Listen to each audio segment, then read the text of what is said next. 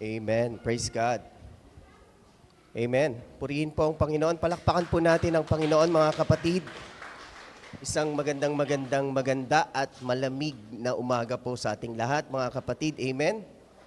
Na-enjoy ho ba natin yung malamig na weather sa umaga? Parang nilalamig pa po. Ano po? Sino po yung nilalamig ngayon? Pakitaas nga po yung kamay.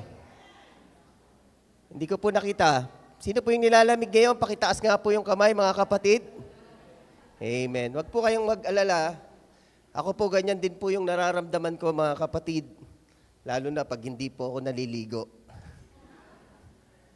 Joke lang po, mga kapatid. Amen. Nagpapasalamat po ako sa presence ng bawat isa sa atin. Pagpalain po tayo ng Panginoon. Sana ho hindi lang ho presence yung dala natin, kung hindi present din tayo sa mga sandaling ito. Amen?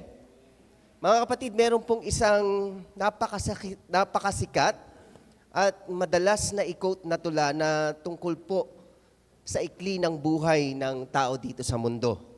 Ito po ay ang tulang To the Virgins to Make Much Time. Ito po ay sinulat ni Robert Herrick noong taong 1648. Ano po? At hayaan niyo pong basahin ko po sa inyo yung pinaka-famous part ng tula. Isang paalala na hanggang ngayon po ay tumatagos sa puso ng tao. Gather ye rosebuds while ye may, all time still a flying, and this same flower that smiles today, tomorrow will be dying. So why is this poem so famous? Kasi po ang mensahe po ng tulang ito ay simpleng-simple lang pero malalim. Ang sabi po ng tula, maiksi lang ang buhay ng tao dahil mabilis ang takbo ng oras. Kaya ina-advisean po tayo na mamuhay ng may karunungan at wag na wag mag-aaksaya ng pagkakataon. Direktang sinasabi po sa atin ng oras ay hindi naghihintay at ang mga pagkakataong merong po tayo ngayon, pwedeng bukas po, wala na. Ano po? Now, ang inyo pong lingkod ay meron din pong isinulat na tula. Ito po ay sarili kong version na isinulat ko po para sa bagong ngayon na may kinalaman po sa mensahe natin. So basically, medyo Gen Z po yung ginamit kong mga salita dito. Sana po, pakinggan nyo po at sana po magustuhan nyo. Pitasin mo ang rosas habang fresh pa dahil panahoy nakapastrak na. Katulad ng maya-maya'y lampas na. Gaya ng sariwang bulaklak na ngayon ay mahalina, madaling saglit na lang iya'y malalanta na. Kaya ang buhay ay parang araw, sa langit ay umaakyat.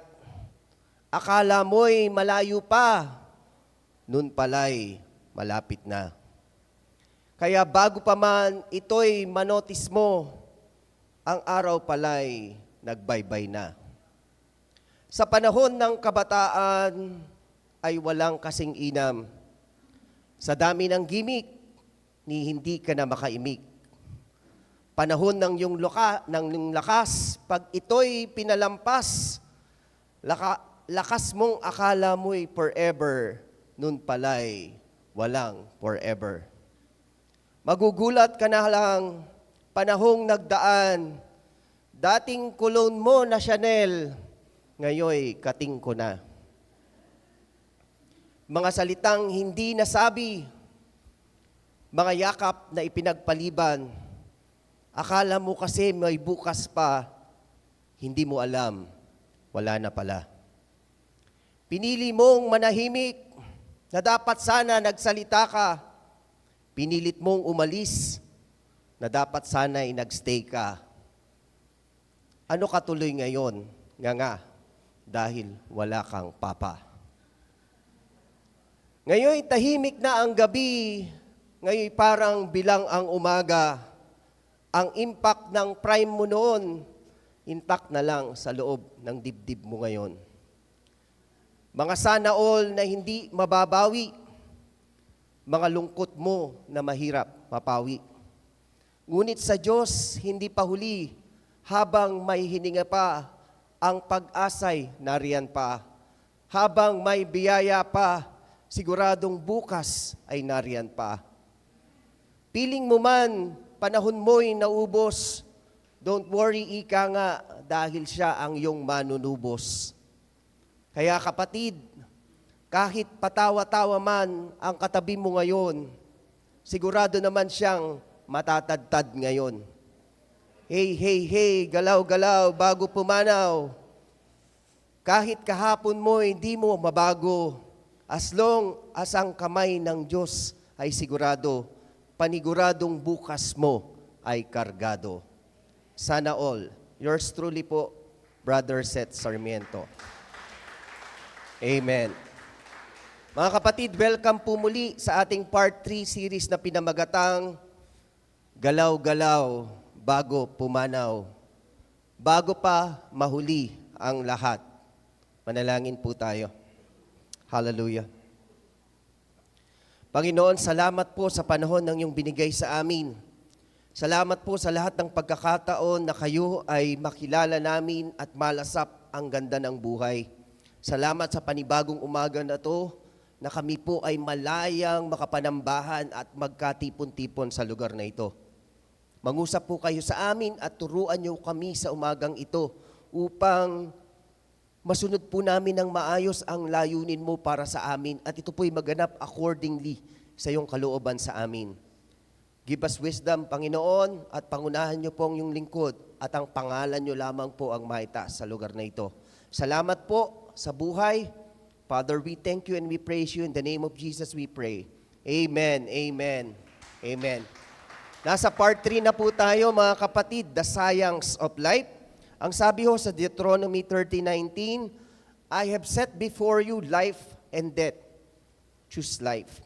Sabi din po sa Psalms 90:12, teach us to number our days. Kaya ang turo po ng Lord sa Ephesians 5:16, make the most of every opportunity. Mga kapatid, ito pong mga tatlong key texts na ito pong ating gagamitin ngayon para sa atin hong pagsasalu-saluhan na paalala ng Diyos sa atin. Unang paalala, that life is a grace, not a guarantee. Ang buhay ay biyaya ng Diyos at hindi po ito garantiyang panghabang buhay. Amen? Sabi po ng James 4:14, ang buhay ay parang hamog.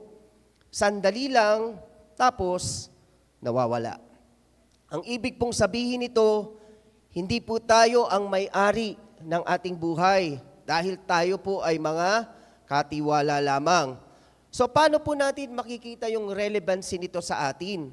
Siguro po, sagutin muna natin yung tanong na, paano nga ba natin ginagamit ang oras na binigay ng Diyos sa atin?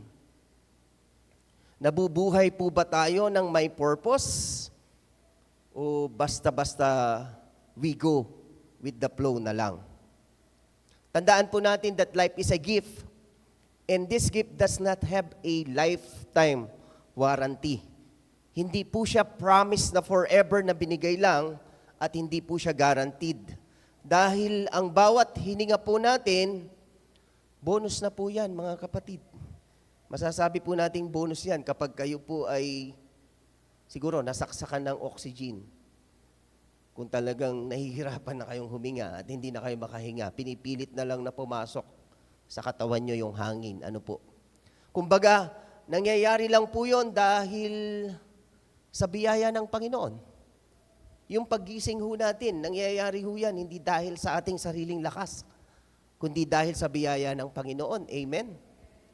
Ang tanong, ginagamit mo ba yung umagang yan, yung panahon na yan, yung araw na yan, para sa kaluguran ng Diyos? At hindi po yun dahil sa karapatan or parte ng buhay na binigay sa atin ng Panginoon kung bakit pwede nating sabihin kaya nating huminga. No. Lahat ng nangyayari sa paligid natin na hindi natin kontrolado, nangyayari po yan dahil sa biyaya ng Panginoon. Amen? Amen. Purihin po ang Panginoon. Tayo pong mga tao, pare-parehas lang naman po tayong umaasa na palaging merong bukas. Sigurado po ba tayong merong bukas? Wala akong nakakasiguro na meron pang bukas. Pwede ho nating sabihin bukas, magkita tayo. Pero are you 100% sure na meron pa talagang bukas? Dahil po sa biyaya ng Panginoon, kaya kung magre-real talk po tayo mga kapatid, wala talagang ibang sigurado kung hindi yung ngayon lang. Ito lang ang sigurado, ito lang, yung mismong today lang po. Kasi po, kung guaranteed talaga sana ang buhay, pwede sana tayong magsabi ng mamaya na or saka na lang magmahal, or saka na lang sumunod, saka na lang hanapin ang purpose natin sa buhay. Pero hindi po. Dahil regalo po ang life sa atin, responsibility po natin siya. Now ang tanong, kung regalo ng Diyos ang buhay mo ngayon, nagiging responsible ka ba sa regalo ng Diyos na binibigay sa'yo? So if we are going to love, we need to love hard. If we need to forgive, we need to forgive past. We need to live on purpose and we need to obey God. At ang tanong po, if we are going to obey God, kailan dapat yon? It is now. Hindi yung, wait lang Lord, hindi pa ako ready. Medyo, mahihiyain pa ako eh. Hindi ko pa kaya. Practice pang konti. No. Kasi darating ang time na isasauli po natin sa Panginoon ang gift na ito. At kapag isinauli natin ang gift na to sa Panginoon, hindi naman tinatanong kung ikaw, Jan, gaano ka katagal na buhay? Hindi po ganun yung tanong eh. Kundi ang tanong is, Jan, naging totoo ka bang nabuhay para sa buhay mo? Kasi we don't just simply exist, we don't just cope up, but we live in a way that honors the giver. Kaya napaka-importante talaga ng panalangin sa umaga because it always set us and reset us back to the very basic, which is God. Pinapaalalahanan tayo na to na mayroong Panginoon at nabubuhay tayo araw-araw bawat sandali ng buhay natin dahil sa biyaya ng Diyos. Kasi, ang hirap kontrolin ng ating bibig kung minsan eh. Lalong-lalo na kapag pinagpapala tayo, lalong-lalo na pagharap ka sa salamin, pagharap mo sa salamin. Masasabi mo sa salamin, glory to God, praise the Lord. Bless na bless ka pag nakikita mo yung itsura mo sa umaga. Di ba? Napupuno ka kaagad ng spirito ng kayabangan, nang hindi mo napapansin. Yung titingin ka sa salamin, tapos titignan mo yung shape mong ganyan, no? Pero kung nagbabalik ka ng gratitude sa Panginoon, it always reminds you to bring yourself down on the feet of the Lord. At dahil doon, naiisip mo na bawat sandali, teka, hiram ko lang yung moment na to sa Panginoon. Dapat pala, hindi ko sayangin yung oras ko para magalit. Hindi ko sayangin yung oras ko para mabwisit. Kundi dahil piliin kong umibig, piliin kong maging mabait, piliin kong maging mapagpatawad. Nang sa gayon, mabigyan ko ng kapurihan ang pangalan ng Panginoon sa pamamagitan ng buhay ko. Amen? We live in a way that honors the giver.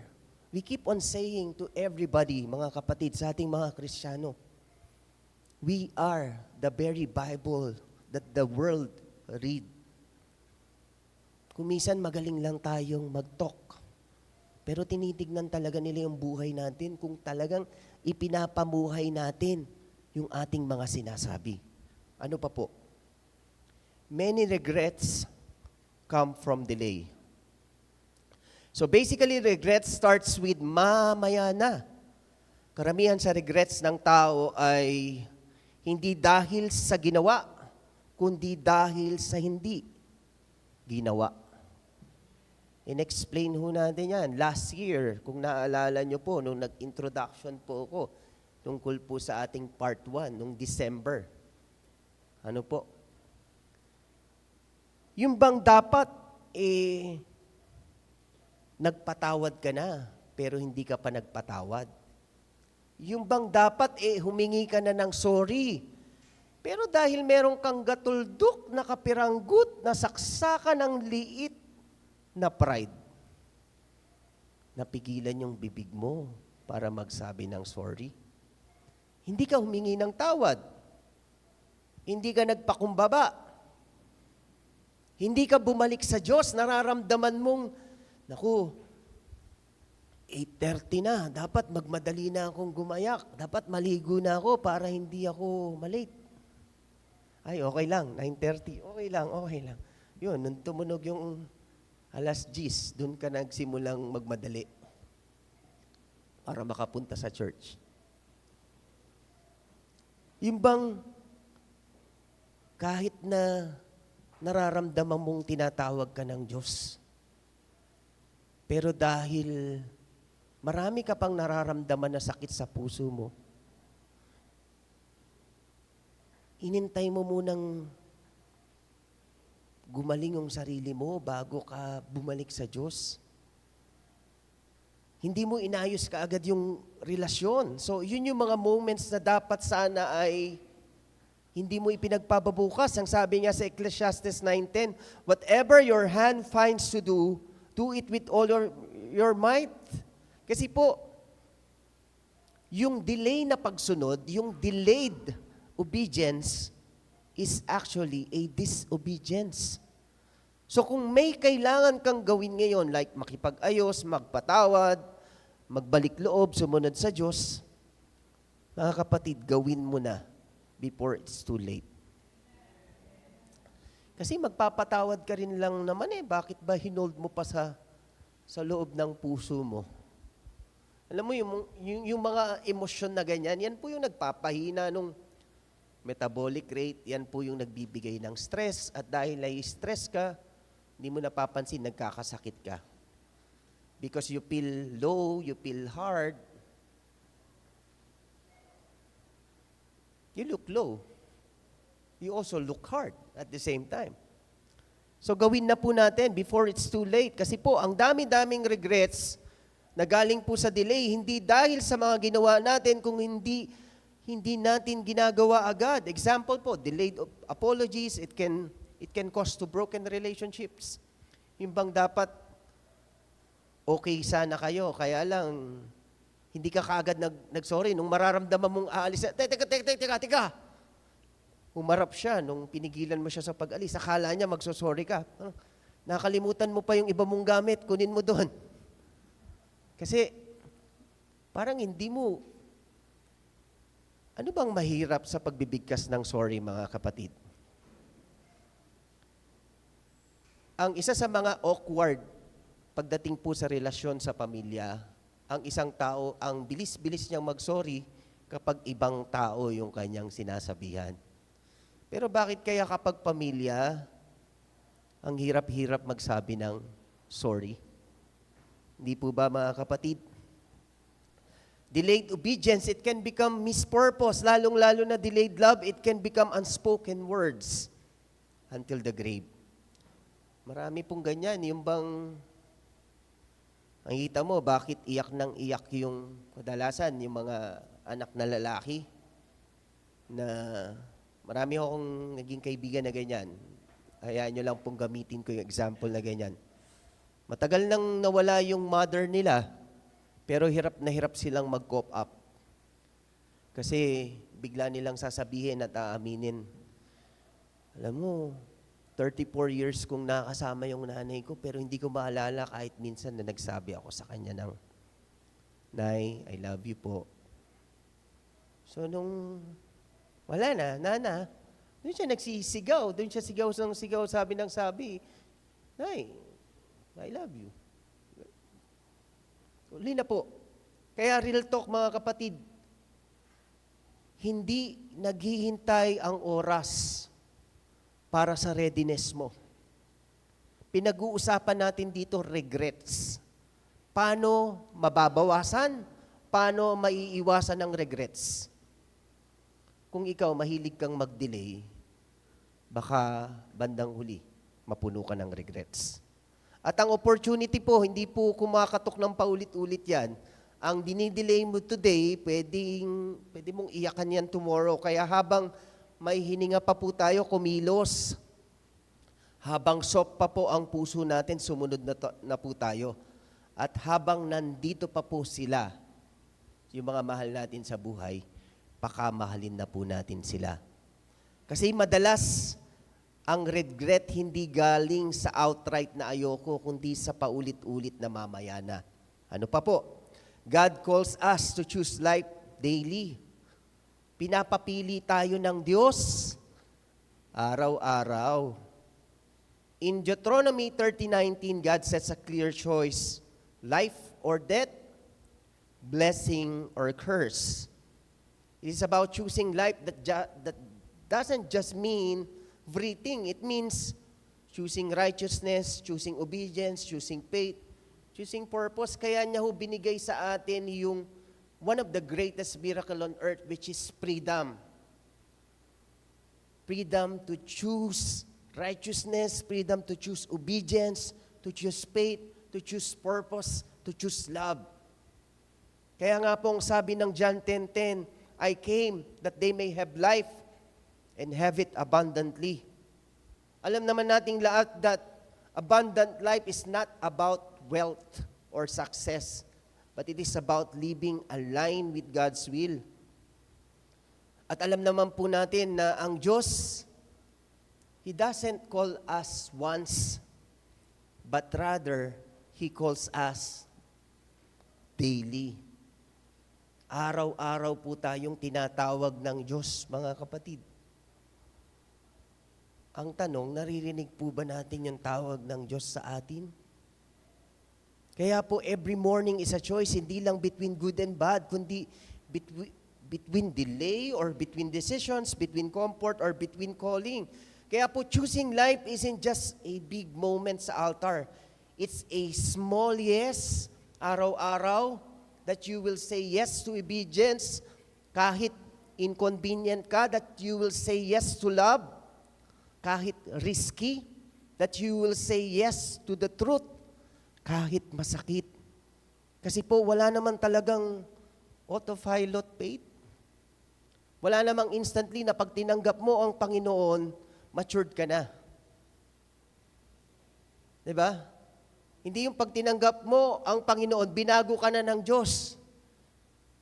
Actually, I keep on telling everybody na hindi po totally ang Diyos ang nagbabago sa inyo.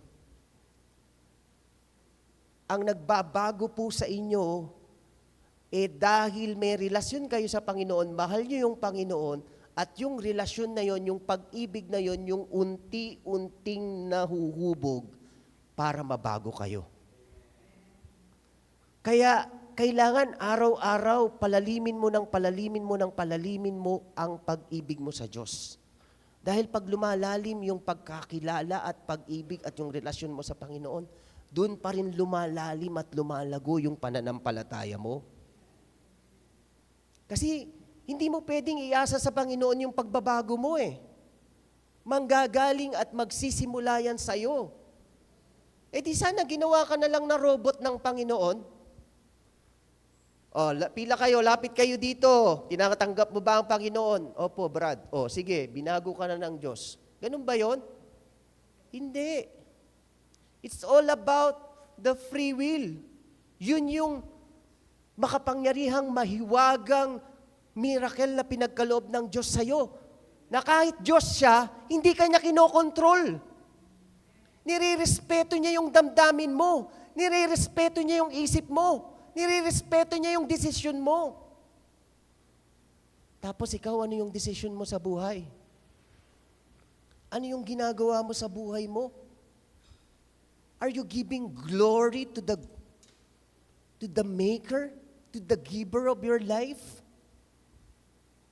Tuwing magpe-pray ka, Lord, Panginoon, Panginoon, Panginoon. Wala ka nang ibang sinabi sa Panginoon kung hindi pengi.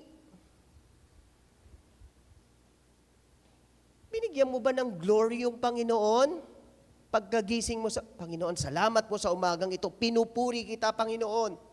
Kahit na sobrang sama ng pakiramdam mo, nagbibigay ka pa rin ng papuri sa Panginoon. Kahit na alam mong wala kang pera, nagbibigay ka pa rin ng papuri sa Panginoon. Kasi nakabase ang buhay mo sa regalong ibinigay sa iyo ng Diyos. At doon lumalago yung pananampalataya mo bilang Kristiyano. Yung umaasa ka at nananampalataya kang hindi ka iiwan ng Diyos. Amen? Purihin po ang Panginoon. So today, hindi bukas, hindi mamaya na, but today, it is now at hindi mamaya. Kaya kapatid, habang tayo ay may hininga pa, habang tayo ay may pagkakataon pa, let's choose life. Let's choose God. Let's choose obedience. And let's choose purpose para mabawasan, ma-eliminate, maalis yung mga the sayings of life na pwede nating maranasan sa buhay. Amen? Because tomorrow isn't a guaranteed. Kaya today is already a call out for everyone. Paalala ang gamot sa mga taong nakakalimot. Tayo, lahat po yata tayo kung minsan meron tayong amnesia. Lalo na kapag nakabase tayo sa go with the flow, nakabase tayo sa circumstances ng buhay, sa sitwasyon ng buhay. Kapag may problema, mainit ang ulo mo. Pag wala kang pera, mainit ang ulo mo. Pag sumahod ang mister mo, masaya ka. Ganun ba? Kasi ganun yung tinuturo ng mundo eh. Na ang saya nasa pera. Yes, somehow, nakakapagbigay ng konting saya, pero mababaw na saya lang yon mga kapatid. Ano pa po? Maximizing life means living for what's last. I-maximize ang buhay sa mga bagay na walang hangganan. Maraming tao po inuubos ang buhay nila sa pera, sa titulo, sa papuri ng tao. Pero lahat po yan dilipas. I'm not saying sa mga, paalala lang, sa mga young people natin, sa mga kabataan, hindi masamang mangarap, hindi masamang maghangad. Pero ganun pala eh. Pag tumungtong ka na ng mga 40 pataas, yung pangarap mo na gusto mo, unti-unting paliit ng paliit ng paliit ng paliit. Hanggang sa gusto mo, simpleng buhay na lang. Maliit na bahay, masustansyang pagkain, tahimik na pamumuhay. Ganun na lang. Ayaw mo na ng masyadong maraming komplikasyon.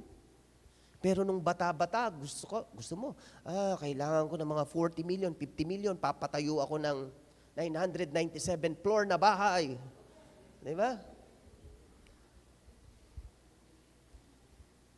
Akala mo lang yon mga kapatid, akala mo lang, hindi Brad, hindi yung magbabago, talagang nakasulat yan. Nakalagay yan sa mga baul ng pangarap ko, no. Pagdating ng panahon, kakainin mo lahat ng sinasabi mo. Lalong-lalo na pag nagkaroon ka ng matinding sakit, kahit wala kang pera, yung mabuhay ka lang araw-araw, nang wala kang nararamdamang sakit, sobrang pasasalamat mo na sa Panginoon yon. Amen? Kahit nga, simpleng pagkain lang yung nasa harapan mo, basta't nalalasahan mo pa at natitikman mo pa, tas kasama mo yung buong pamilya, sobrang saya. Amen? Amen. Amen. Huwag po nating aksahin ang panahon natin sa mga bagay na lumilipas, kung hindi sa mga bagay na hindi lumilipas, kagaya ng kaluluwa, pag-ibig, pagsunod sa Diyos. Kaya siguro yung magandang tanong po dyan is, kung ngayon ang huling araw ng buhay mo, kunwari lang po Maipagmamalaki mo kaya ang buhay mo sa harap ng Diyos kapag humarap ka? Kayo po yung makakasagot niyan. Matthew 6:19 to 20, do not store up for yourselves treasures on earth, but store up for yourselves treasures in heaven. Kasi po, maximizing life isn't just about doing more, but it's about choosing what actually lasts. So, hindi lahat ng trending ay eternal. Hindi lahat ng viral ay valuable. Hindi lahat ng nagpapasaya ngayon ay may saysay hanggang dulo. Minsan, we spend so much time, energy, we chase on the highlights, pero nakakalimutan natin mas importante yung legacy. We're so busy building a lot of moments, a lot of reels. We build a lot of reels on our SOCMED, doing uploads. Nakakalimutan natin na napapabayaan natin yung ating character. Because real life isn't measured by views, isn't measured by likes, or isn't measured by followers, mga kapatid. Kung bakit yan po yung mga ginagamit kong mga salita ngayon, kasi yan na ho yung napapanahon. Ang social media is already part of the natural community of a human person sa panahon po natin ngayon. At kapag hindi mo alam balansihin yan, medyo pwede ka hong maligaw sa paggamit niyan. Ano po? Amen?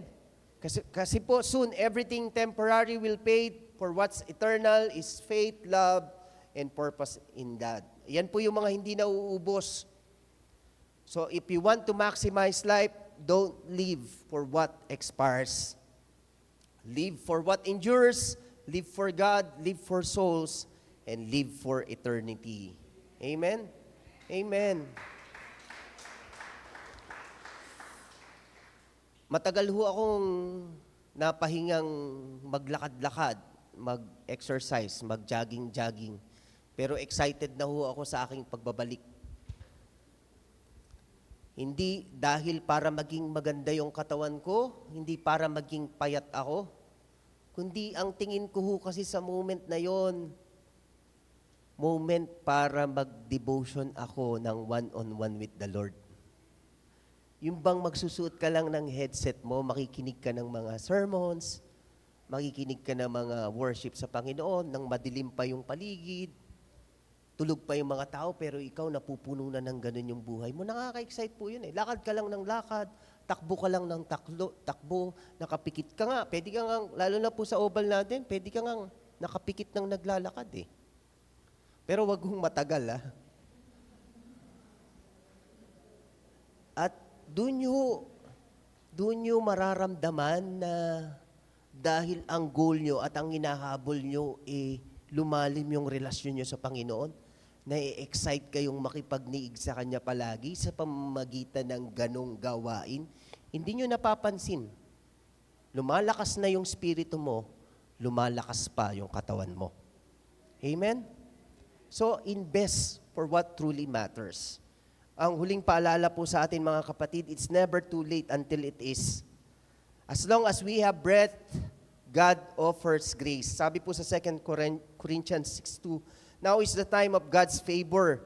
Now is the day of salvation. Pero pinalalahanan din po tayo ng Biblia that tomorrow is uncertain, that hearts can grow hard, that opportunities can pass. Kaya nga po, the grace of God invite us now. Yun po yung kahiwagaan ng pag-ibig ng Diyos, yung grace na tinatawag. Yung bang kahit gaano katindi yung nagawa mong kasalanan, walang patumanggang pagtanggap yung ibibigay ng Panginoon sa'yo pag lumapit ka. Ito po yung dahilan bakit po natin inaalala yung mga ito. Kasi po, baka mamaya nalilibang tayo sa Ikot ng panahon. Ilang taon na po yung church natin? 38. Baka po hindi nyo napapansin, nasasanay na lang kayo. Baka namimiss natin yung totoong, yung pinakagis, yung pinaka-importanting part ng pagiging Kristiyano. Ano po? Yung malalim na pakipagrelasyon po sa Kanya. Baka po kasi need nating mapaalalahanan dito. Because if we will follow, mga kapatid, kung susundin po natin yung wisdom, definitely it will lead us to always usher ourselves towards God. Madalas, palagi nating sinasabi na okay lang. Next month na lang. Di ba sinasabi natin yan? Next year na lang ako magda-diet pagkatapos ng Pasko't bagong taon. Di ba? Next week na lang ako magsisimba kasi may pupuntahan ako ngayon. We love saying that. And most of the days, totoo naman na meron nga namang next year, meron nga namang next week. May grace, may chance, may mercy. Kaya lang, here's the truth, mga kapatid. The truth that we avoid about it. It is not too late until it is. Hindi natin marirealize na huli na ang lahat hanggat hindi pa nangyayari. Salamat, Matt. Amen? Yun yung mahirap sa regrets. Nakukonfirm yung regrets nga siya kapag nandun na kayo sa sitwasyon na yon. Kaya po natin ito pinag-aaralan, mga kapatid. Kasi hindi lahat ng bukas ay dumarating, hindi lahat ng mamaya andyan pa. May mga pagkakatahong tahimik na hindi mo napapansin na wala na pala. Totoo po, God is patient. Amen? Yes, He is. Kaya lang, time is honest. Nauubos yung panahon mo, nauubos yung lakas mo. Kung 38 years ka nang uma-attend sa church na to, baka naman handa ka nang maglingkod sa pagtawag ng Diyos sa'yo. Kasi yung paglilingkod, hindi naman yan nalilibit sa dahil sa kung anong opportunity lang yung binibigay sa'yo ng church eh. Kundi dahil yan sa willingness mo, volunteering yourselves na maglingkod para sa Panginoon. Amen? Amen. Tandaan po natin, hindi lahat ng opportunities stay open forever. So while the door is still open, why don't you walk in? While the heart still feels it, why don't you respond? While God is still calling, why don't you answer? Kapatid, let us not wait for the perfect moment. Kasi kung sasabihin mo ulit sa Lord na, Lord, not yet, baka magulat ka na lang soon, it becomes never, bago mahuli ang lahat. Kaya mga kapatid, pakikalabit yung mga katabi po. Galaw-galaw, bago pumanaw. Kailan ka maglilingkod sa Panginoon? Kailan ka pupunta ng maaga, ng tama sa oras? Galaw-galaw. Tapos na ho tayo sa mga, hindi na uuso yung paninindak eh. Hindi naman tayo kailangan magsindakan dito. Hindi ko rin naman kayo kailangan konsensyahin dito na gumagawa kayo ng kasalanan. No. Dahil kahit ako, hindi naman din ho ako perpekto eh. Pero may mga kanya-kanya ho tayong mga sariling mga kalooban na nananahan po sa loob ng ating kalooban yung Espiritu ng Diyos. At yan ang nagsasabi kung tama ba o mali yung ginagawa mo. Amen? Amen? Galaw-galaw, bago pumanaw, mga kapatid. Today is a grace. And now is the window because it's never too late until it is. So pakatandaan natin, mga kapatid, we cannot add more days to our life. Wala ho tayong capability na makapagdagdag ng araw sa ating mga buhay. But we can add more life to our days by living for God. Amen? Amen, amen. Inaanyahan ko po yung ating music ministry para po tayo samahan. Tayo po ay mag-aawit lang ng maiksing awitin para sa Panginoon. Amen? Amen. Inaanyahan ko pong lahat na tayo po ay tumayo, mga kapatid. Kanina ho, kinanta ho natin yung mga lumang kanta, yung mga Blessed be the name of the Lord. Yung mga ganun po, no? So, yung mga... ito po yung isang lumang awitin din na actually, bata pa lang ho ako, naririnig ko na to. Siguro ho, yung ibang mga may edad po sa atin, alam ho natin yung awitin na to. Kaya samahan niyo po akong magbigay ng papuri sa Panginoon sa pamagitan po ng awiting ito.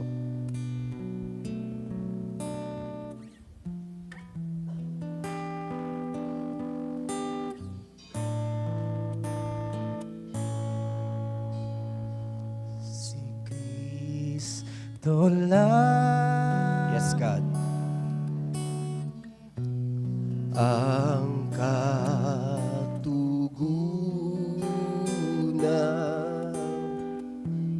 si Kristo lamang ang kailangan. Amen. Tagapagligtas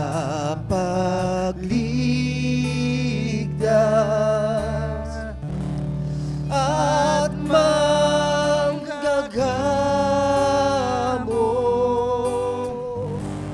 Oh, hallelujah. Yes, God. Siya lamang. Minsan pa po, si Kristo lamang. Kristo lamang. Amen. Ang katugunan. Yes, God.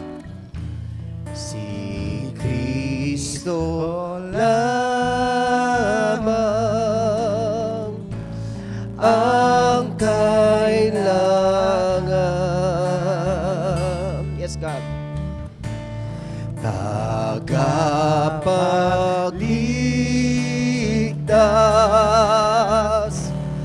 at manggagamot. Oh, hallelujah. Siya lamang. Manatili ho tayong nakayuko, mga kapatid. Mga kapatid, simple lamang ho yung ating narinig na mensahe sa umagang ito. At kung naririnig po natin ang tinig ng Diyos ngayon, huwag mo na pong patigasin ang puso mo, kapatid. Kung ikaw man ay lumayo sa Diyos, kung ikaw man ay napagod sa buhay, kung ikaw man ay puno ng pagsisisi, kung ikaw man ay maraming nasayang na panahon, kapatid, ang Diyos ay nagsasabi sa iyo, anak, bumalik ka na. Kapatid, hindi naman hinihintay ng Panginoon sa atin na maging perpekto tayo. Hindi hinihintay ng Diyos na maging perpekto ka. Ang hinihintay lang ng Panginoon sa iyo ay yung puso mo. So sa mga sandaling ito, kapatid, kung nais mong ibalik ang buhay mo sa Diyos, kung nais mong magsimula muli, at kung nais mong piliin ang buhay bago mahuli pa ang lahat, sa mga sandaling ito, mga kapatid, inaanyayahan kita. Binubukas po natin ang ating harapan ngayon, ang ating altar. Inaanyayahan kita, kapatid, sa altar na ito. Dahil hindi naman kahihiyan ang pag-amin mo sa mga pagkukulang mo, kundi kapakumbabaan sa panibagong simula ng buhay mo. Kaya kapatid, kung hinihipo at kinakausap ka ng Panginoon sa mga sandaling ito, tinatawag ka ng Panginoon na lumapit sa Kanya. Si Kristo lamang ang katugunan.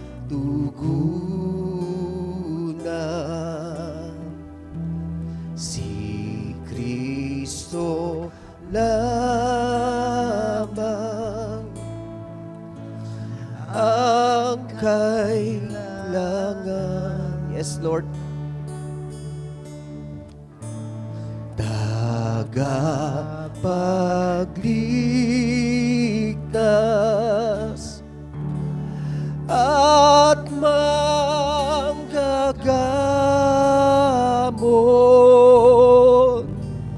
Oh, hallelujah. Yes, God. Siya. Habang patuloy po ating inaawit ang awiting ito, inanihan ko po yung mga kapatid natin na nasa likuran. Can you please extend your right hand to our brothers and sisters in front right now? And the best ministry that we can give right now is to pray for these hearts that are humbly bowing before the feet of the Lord. Panginoon, nakikita mo ang buhay ng mga kapatid kong ito. Nalalaman mo ang mga sitwasyon nila sa buhay. And right now, right from this very moment, Lord, buksan mo po ang pintuan ng kalangitan at iunat mo po ng malaya, Panginoon, ang iyong presensya simula sa kanilang uluhan hanggang sa kanilang talampakan, Panginoon. Oh God, ipuin mo po ang kanilang puso at yakapin mo po sila ng iyong pag-ibig, Panginoon.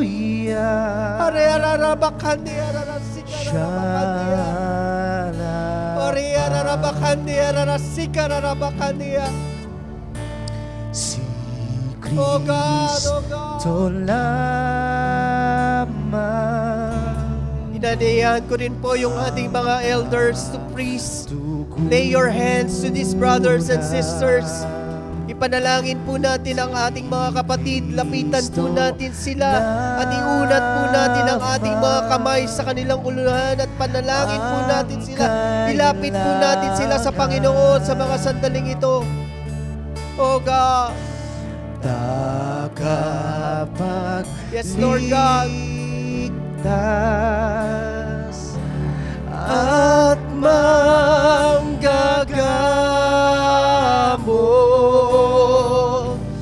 Oh, hallelujah. Siya lamang. Si Kristo lamang. Yes, God. Ang katugunan. Yes, Lord God. Si Kristo lamang. Yes, God. Oh God. Ang kailangan. Embrace us with your love, Lord. Tagapagligtas at manggagamot. In the name of Jesus, Lord, we claim healing, Lord, right now.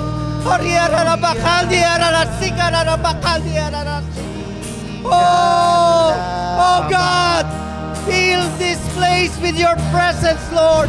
Fill this place with your Holy Spirit, Lord Jesus. Oh, yes, God, Lord, we surrender everything to you, Lord. Yes, God. Oh, ang lahat sa iyo, Kristo, inialay ko. Let's inaalay. Iniaalay ko. Panginoon. Iaalay ko ang lahat sa Yes, God. Iaalay ko. Hallelujah. Hallelujah. Panginoon, salamat po. Maraming salamat po sa buhay na binigay niyo po sa amin. Patawarin ninyo po kami sa mga panahong sinayang namin ang oras, sa mga pagkakataong pinili namin ang aming sarili kaysa sa inyo. Patawad po, Panginoon. Panginoon, ngayon lumalapit po kami sa inyo. Panginoon, at nagpapakumbaba, linisin niyo po ang aming mga puso at ayusin niyo po ang aming mga direksyon, Panginoon. O turuan niyo po kaming maging pagpapala, Panginoon, at turuan mo po kaming bilangin ang aming mga araw upang mamuhay kami ng may karunungan, Panginoon. O Panginoon, bago pa po mahuli ang lahat, turuan mo kaming piliin namin ang buhay. Piliin naming sumunod sa iyo at piliin namin kayo sa lahat ng pagkakataon, Panginoon. Gamitin ninyo, Panginoon, ang mga natitirang panahon ng aming mga buhay para po sa inyong kalwalhatian, Panginoon. Para po sa inyong kapurihan, Panginoon. Mahal na mahal po namin kayo, Panginoon. At iniaalay po namin sa inyo ang aming buhay. Iniaalay po namin sa inyo ang aming lakas. At iniaalay po namin sa inyo ang lahat-lahat, Panginoon, even ang aming mga pamilya, even ang aming mga trabaho, ang aming mga pagpapalay, iniaalay po namin sa inyo, Panginoon. Even ang mga katawang ito, Panginoon, anumang karamdaman meron ito, iniaalay po namin sa iyo, Panginoon. Dahil alam namin, ikaw, Panginoon, ang dakilang manggagamot, dakilang Diyos. Maraming salamat po, Panginoon. Hallelujah. Hallelujah. Oh God, salamat po. Salamat po. Salamat po, Panginoon. Minsan pa po, mga kapatid, let's sing it with all of our hearts. Ang awiting ito, iniaalay ko. Iniaalay Yes, God. Let's sing it. Iniaalay namin sa iyong aming buhay, Panginoon. Iniaalay ko. Yes, God. Yes, Lord. Ang lahat sa iyo. Ang lahat sa iyo, O Kristo, iaalay ko. Let's sing it with all of our hearts. Iaalay ko. Iaalay ko. To you, Jesus. Iaalay ko. Iaalay ko. Ang lahat sa iyo, Kristo. Ang lahat sa iyo, O Kristo, iaalay ko. Hallelujah. Salamat, Panginoon. Salamat aming Diyos. Salamat sa buhay ng iyong mga anak na lumapit sa iyong harapan ngayon. Patuloy mo silang kukupin at ipaalala sa kanila na itong napakagandang pribilehiyong aming matatanggap sa buong panahon ng aming mga buhay. Ang patuloy kang makilala at mapaglingkuran ka matupad ang kalooban mo para sa amin. Dahil darating ang panahong haharap kami sa iyo, Panginoon. At nais naming marinig, halika, tapat kong lingkod, pumasok ka sa kapahingahan ng iyong Panginoon. At itong mga anak mong naririto ngayon, Panginoon, let them dedicate their lives to you. Bigyan mo sila ng kapangyarihan at kakayahan na masunod ang kalooban mo. Buksan mong mabuti ang kanilang mga puso't kaisipan na walang pinakamahalaga kundi kayo lamang. Kayo lamang, Panginoong Jesus. At kayo ang magtuturo sa amin sa pamamagitan ng banal na Spiritong sumasa amin upang masunod namin ang inyong kalooban. Not our will, but your will be done. For your glory, for your honor, we worship you and we thank you for this wonderful privilege. Again, bless all your children at hayaan mong lagi naming maranasan, maramdaman na totoo nga kami mga anak mo. At kami nasa iyo at walang makakaagaw sa inyo mga kamay sa amin. Sapagkat ang iyong mga kamay na yan ang hahawak sa amin hanggang sa dulo ng walang hanggan. Maraming salamat. We receive all these promises. We receive all this truth because these are your words. Maraming salamat po. Muli lahat ng papuri, pagdakilat po sa salamat ay tanging sa inyo lamang. Mga kapatid, tanggapin nyo ang inyong mga dalangin sa pangalan ni Jesus. Ang lahat ay magsabi ng Amen, amen, and amen. Thank you, Lord.